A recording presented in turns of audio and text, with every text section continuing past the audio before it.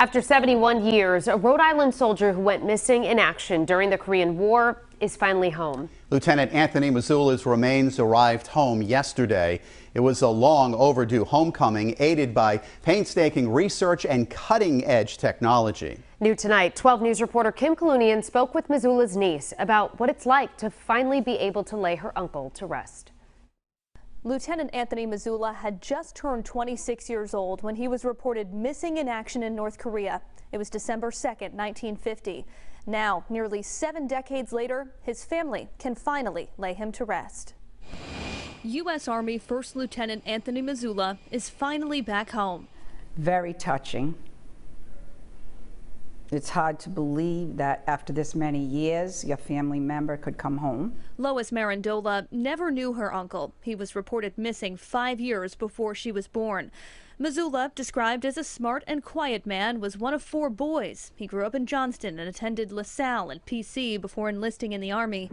It was December of 1950 when he was last seen during the Battle of the Chosin Reservoir in North Korea. We had no closure. Obviously didn't know where he was. And I think there was always hope in my grandmother's heart that he would be found.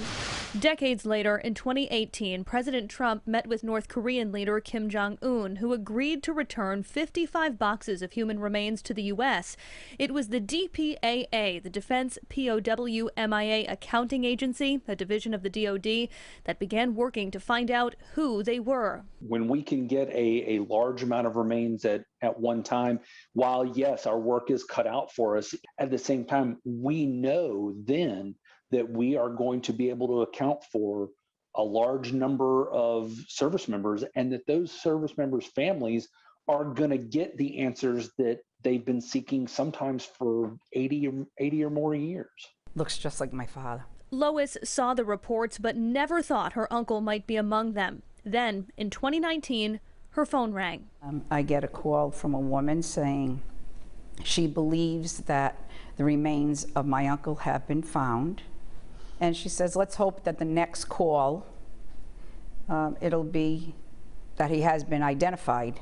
And then May of 2020, I see across my cell phone, Fort Knox. And I was like, oh, come on, this can't be. But it was. Because of COVID, Lois waited until this September to get her official briefing from the U.S. military.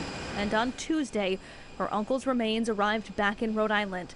He'll be laid to rest Saturday at his family plot beside his brothers and his parents, who never got to see him return home.